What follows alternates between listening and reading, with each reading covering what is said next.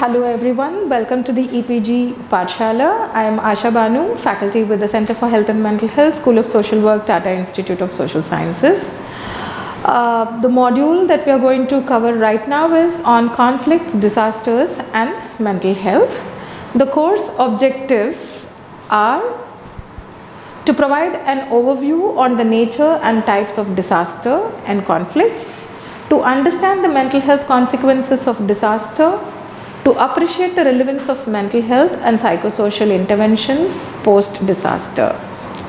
So, disasters and conflicts. Natural disasters and conflicts cause a major psychological and social suffering to the population surviving the disaster.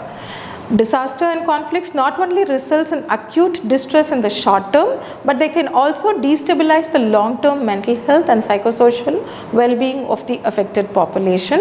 Thus, it is very critical for the mental health social workers to intervene and design psychosocial interventions in every disaster context.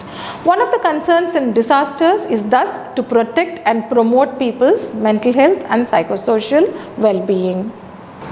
So now, what are disasters? Disasters are a serious disruption of the functioning of a community or a society, causing widespread human, material, economic or environmental losses which exceed the ability of the affected community or society to cope using its own resources.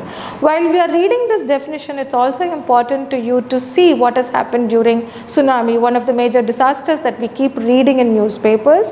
The impact of the same is still there even after a decade of the disaster. Disasters are caused by exposure of a vulnerable societal asset to a natural hazard such as earthquake, tsunami, windstorm and floods, traditionally seen as inevitable events man could not control. A natural hazard only will cause a disaster if community or societal asset is exposed to it, and B, if the societal community asset is vulnerable. For example, an earthquake in an uninhabited area may have no impact on a society and therefore might not be considered as a disaster. So now you can look at tsunami and the societal impact. You can think of earthquakes and how it has put a halt on the livelihoods of many people.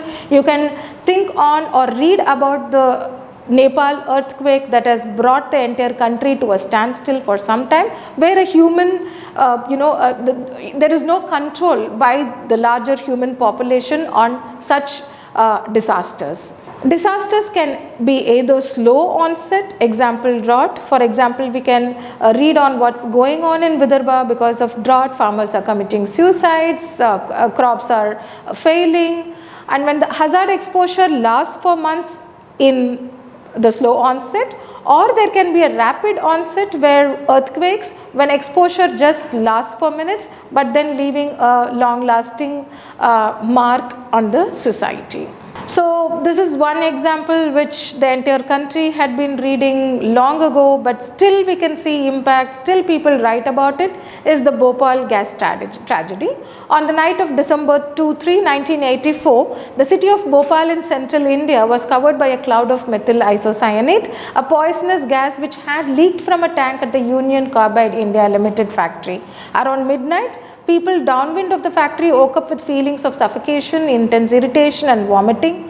Panic spread. People ran desperately to escape the gas. Many died on the spot. Others fell while running to escape. Still others reached safety only after hours of running. About 3 lakh people were exposed to the deadly gas. About 2,500 died. This example is cited in the document Coping with Disasters 2001. While we read these lines itself, it gives us a kind of emotional reaction, because we could see what was going on and what was the panic and what would be the kind of emotional reactions the people would have had and what kind of stress and distress it would have caused at that particular point in time. Now we will move on to understand what the term conflicts mean. Conflicts is a natural part of human interaction and is necessary for social change. However, if societies have no effective ways to manage disputes, conflict may become violent and destructive. And we can give a number of examples like that, the ethnic conflicts that are going in the part of Northeast. In Kashmir, we keep reading about conflicts, and in the Northeast, the Bodo-Bangladeshi conflict can be cited as an example. Understanding conflict dynamics involves analyzing a conflict's causes, participants, and mitigating factors, which is also known as the capacities for peace. Now let's try and see what are the mental health consequences disasters and conflicts create. Disasters and conflicts cause a range of problems that are experienced at the individual, family, community, and societal levels. When I tried giving the example, all of us would have experienced some form of tension within. So any disaster will not leave anyone unaffected. That's the impact of disaster. We are not directly affected by it, but when we read in the newspaper, definitely there is an indirect impact on our own emotions too. So the experience of a disaster would have an impact on the individual, would be on the family, on the larger community, and on the societal levels. And it is not just in terms of emotion, it is also in terms of loss of materialistic property. Emergencies erode normally protective supports, increase the risks of diverse problems, and tend to amplify pre-existing problems of social injustice and inequality. So while I talk about emotional reactions, we can also see how emergencies take away the normally protective supports and increase the risk of diverse problems, and thus it exacerbates the existing problems of social injustice and inequality. The social consequences. Mental health and psychosocial problems in emergencies are highly interconnected, yet may be predominantly social or psychological in nature.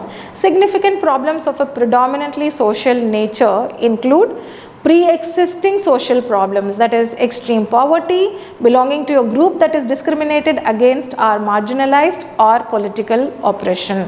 When we were working with tsunami, this is what has happened. The problems exacerbate. For example, when we take in terms of the Chennai floods that has happened, the resilience was much more because of the resources that was available in the community. But then when we look at a disaster that had happened on the coastal areas affecting the fishermen community, definitely it has exacerbated the pre-existing social problems, that is poverty, and affecting their livelihood.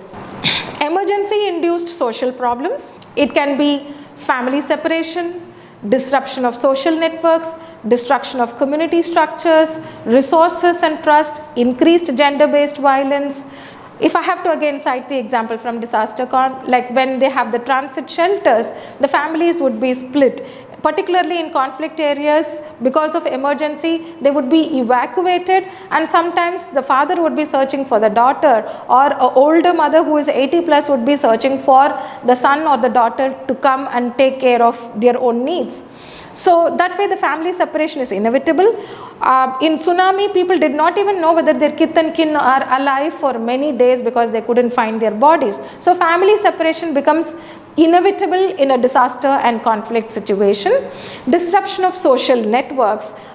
Social networks, right now we can talk in terms of how we completely become detached from the technology network, but otherwise even in the conventional context, the kind of social supports they had, that also goes for a toss. Destruction of community structures like hospitals, like schools, they also get closed, and so there would be temporary health facility that is available there. And again, at the end of the day, any conflict and disaster also witness increased gender-based violence. And humanitarian aid related problems, that is undermining of community structures or traditional support mechanisms. When a humanitarian agency is completely top down and undermining the value of the local community structures, that also creates social problems in a disaster context. The psychological consequences. Similarly, problems of a predominantly psychological nature include pre-existing problems. That is, a person had a severe mental illness or a disability before the disaster context that gets exacerbated. If there is alcohol abuse, that also gets intensified, and we have witnessed how alcohol abuse and addiction goes up in disaster context, because in disasters and conflicts, because their livelihood gets affected, the people do not know what they are doing, especially the men folk. They consume liquor, and that also increases gender-based violence. And most often we have witnessed how the resources that are provided, the financial resources that are provided as a relief measure, would also be misused for consumption of liquor in local contexts. The emergency induced problems, that is grief, non-pathological distress, depression and anxiety disorder, including post-traumatic stress disorder. Now when we are talking about this emergency induced, the grief and non-pathological distress is very important to note, and there are certain interventions that would make the people get out of their grief mode and become a survivor soon. But after a period of time, like giving like 3 months and 6 months, we would be, often in disasters people get in and start talking about trauma. Yes, trauma is critical to understand, but at the same time we cannot label a person with PTSD immediately after disaster, because we cannot pathologize the normalized reaction of stress and anxiety immediately after disaster, but rather we would refer them to a psychiatric facility after a span of time when they are not showing any resilience and bouncing back capacity. Humanitarian aid related problems, anxiety due to a lack of information about food information. We can see it becomes the survival of the fittest. When food and other materialistic resources are distributed, there is all the time an anxiety, because most often the senior citizens and the women and the younger children would be completely dependent on the able-bodied people who would get that for them, and there would be a conflict around that particular scenario. So even in receiving materials and distribution, there is anxiety whether they would be getting their share or not. Thus, mental health and psychosocial problems in emergencies encompass far more than the experience of PTSD, which we emphasize much more in disaster contexts. The vulnerable groups. So while disasters we have understood, what is conflict we understood, even in disaster situations, because of inequitable distribution of resources there might be conflict. While we understood that, and we also understood what are the psychological consequences and social consequences. Now when we discuss this for everyone, we also should not forget that there are certain vulnerable groups in this given context, and when we work in disaster context, it's important to pay attention to these vulnerable groups. In emergencies, not everyone has or develop significant psychological problem. This is important to understand. Many people show resilience, that is the ability to cope relatively well in situations of adversity. We should not forget that there are numerous interacting social, psychological, biological factors that influence whether people develop psychological problems or exhibit reliance in the face of adversity. Depending on the emergency context, particular groups of people are at increased risk of experiencing social and psychological problems. The foremost which would be cited are women, and within women also we have pregnant women, mothers of young children, single mothers, widows, and in some cultures unmarried adult women and teenage girls. And sexual abuse and assault are also cited in camps. The next vulnerable group is children, from newborn infants to young people who are 18 years of age, such as separated or accompanied children, including orphans. Children recruited or used by armed forces or groups, trafficked children, children in conflict with the law, children engaged in dangerous labor, children who live or work on the streets, and undernourished and understimulated children. And the next vulnerable group is elderly people, especially when they have lost family members who were caregivers, and also the needs of elderly people are totally different. It is important to stabilize them first by providing them whatever the gadgets they have lost in terms of hearing aid or in terms of their mobility related gadgets, and also reaching information to them, because physically they also cannot be so mobile as the adult population. And lots of documents have cited what are the challenges faced by elderly. While I am going through this, I am also looking at the differential needs of different religious groups in the community, how certain women have the need to dress in a particular way, and disaster even compromises on that. How young girls feel more vulnerable to sexual abuse. Are we providing a shelter for them, or are we providing a shelter that promotes the security of women? These are all the concerns when we work with vulnerable groups. Then there is the next category of people who are extremely poor in the community. Then we also should look in terms of refugees. These are internally displaced persons and migrants in irregular situations, and especially trafficked women and children without any identification papers. So this also becomes very critical, because when you have to get relief materials, when you want to be in shelter camps, often the identification papers go missing. It is very important to pay attention to this vulnerable group as well. People who have been exposed to extremely stressful events or trauma, people who have lost close family members or their entire livelihood, rape and torture survivors, witnesses of atrocities, etc. I can still remember, I can still hear the voices of certain people who felt that their shop had been washed away overnight. A person crying, stating that my entire home which I have been constructing for almost 20 years have been carried away by the water, and they could not understand why such a overnight change and transition in their life, and seeking responses for why they have to be affected and why only them. And there are mothers who are crying that the child has been flushed away before their eyes in the water, and refusing to leave their older child on the ground because of the fear that the water will again take away their children. So these are instances which I can recollect while I am reading this particular vulnerable group. People in the community with pre-existing severe physical, neurological or mental disabilities or disorders. Now in the recent past, when we go for disaster work, this is also something we realize, that it is not that we are dealing with a set of population who are homogeneous, and they are diverse. And when we are looking at different vulnerable groups, we also have to pay attention, even if it is a minuscule number of people who already have pre-existing conditions of physical disability, neurological disability or mental disability and mental illness.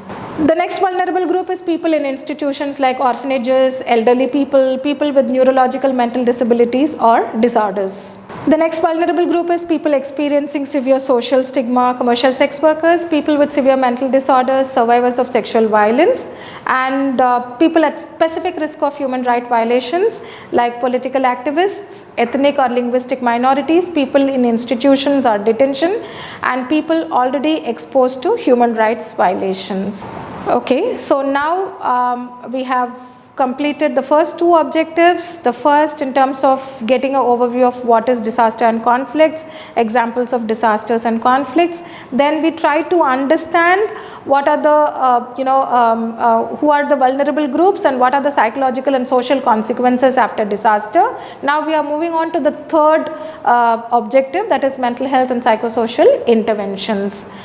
Now in certain documents they call it as mental health and psychosocial support, which is a composite term used to describe any type of local or outside support that aims to protect or promote psychological well-being and or prevent or treat mental illness. The purpose of psychosocial intervention following disasters is to transform the affected from being victims to survivors.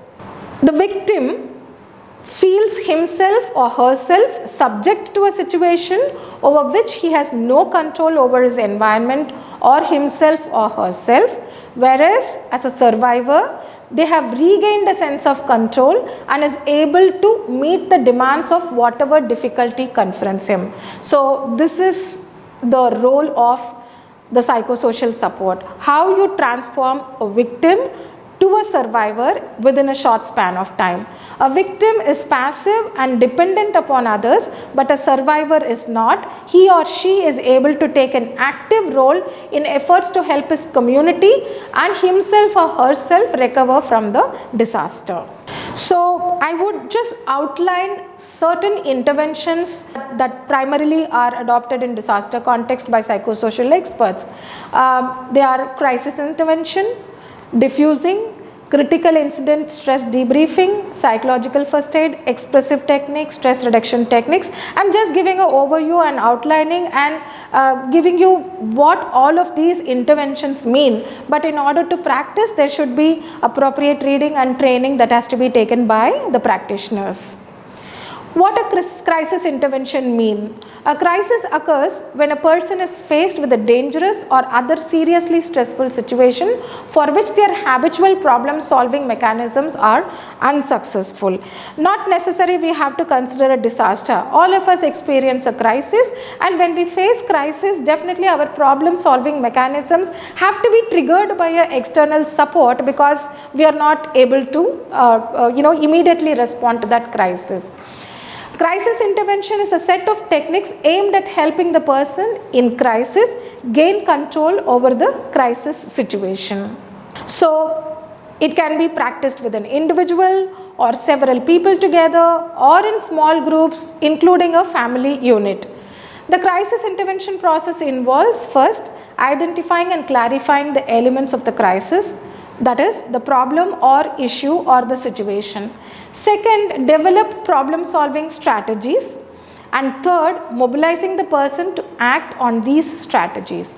Identifying the elements of the crisis may help the client regain a sense of mastery. This also we would have experienced when we are in a crisis and we are triggered by external support, and the external support provides the clarity of the situation. We are able to regain a sense of mastery to take control of the situation. The subsequent task is to help the client discover solutions, access support networks and resources and concrete services. In disaster, this becomes really important because the support services are available, and it is important for the mental health social worker to really connect and to connect the survivor to these support networks and resources by providing periodic information, and special emphasis is needed for the vulnerable groups. Oftentimes sending a pamphlet or putting a poster is not going to help a elderly, or it is not going to help a person with disability to reach the venue. So how sensitive we are in imparting information even in all our interventions is important to consider. The second thing is diffusing. Diffusing is a brief informal procedure to help relief workers deal with the feelings and reactions created by a specific incident or event within 24 hours after the incident. It may be a response to some unexpected incident in the course of relief work. Example, an accident or a gruesome discovery of a disfigured body during rescue operations, or to a conflict between two relief workers, or between a worker and a supervisor, or between a relief worker and a victim. And diffusing, definitely it is inevitable in all disaster contexts, because when relief workers are going, they are not in a comfortable zone and there is confusion and there is chaos. How much of a planned you are in terms of working in disaster, how much of a plan of action you have, the moment you reach to the disaster site, there would be confusion and chaos, and the difficulty and the stress definitely creates a conflict amongst relief workers, or oftentimes between a worker and a supervisor, and diffusing becomes an important strategy because that has to be addressed. So venting out of whatever confusions we have becomes very critical. The next is CISD, that is Critical Incident Stress Debriefing. CISD is a structured group discussion. Its goal is to help people build an account of traumatic experiences so as to help prevent the intense emotions and experiences of the experiences from becoming entrenched in the form of disabling symptoms. It allows people to share powerfully charged feelings of anger, helplessness, or fear in a way that helps diffuse them. And in CISD, what happens is People also try and understand that the problem is not individual for them, but again many people have been affected, and the universalizing happens, that it is not just for me, it is for everyone, and how together we can cope with the situation. This is a recent addition to the psychosocial interventions, which is psychological first aid. According to Sphere 2011 and IAAC 2007, psychological first aid describes a humane supportive response to a fellow human being who is suffering and who may need support. Psychological first aid involves the following themes: providing practical care and support which does not intrude, assessing needs and concerns, helping people to address basic needs, for example, food, water and information. Listening to people but not pressuring them to talk, comforting people and helping them to feel calm, helping people connect to information, services and social supports, and protecting people from further harm. So if we have to put it, the three basic action principles of PFA culling out from there, it is look, listen and link, which is like the three basic principles. Look, check for safety, for self, for others. Check for people with obvious urgent basic needs. Check for people with serious distress reactions. Now this is look. What is listen? Approach people who may need support. Ask about people's needs and concerns. Listen to people and help them to feel calm. Then the third is link, which is very important. While looking and listening, you understand problems. By looking and listening, we understand differential needs. Depending on whatever happened in look and listen, we have to be very spontaneous in terms of the third principle, that is linking. Link, help people address basic needs and access different services, help people cope with problems, give information, provide referral mechanisms, connect people with the loved ones and the family members, and also the other forms of social support. Now there are also certain stress reduction techniques which should be important for people working in disaster context as professionals as well as people who are there, and in the recent past ESS also has engaged in training and TOTs, training of trainers, where the stress reduction techniques becomes a particular module. The first one is progressive muscle relaxation exercise. The second is debriefing on a periodic basis, and also emphasizing, in disaster people think, no, I am not here to take rest and it's not the time for recreation, but then in order not to suffer burnout, appropriate hours of sleep and intake of food and water is emphasized, and also finding ways of recreation critical.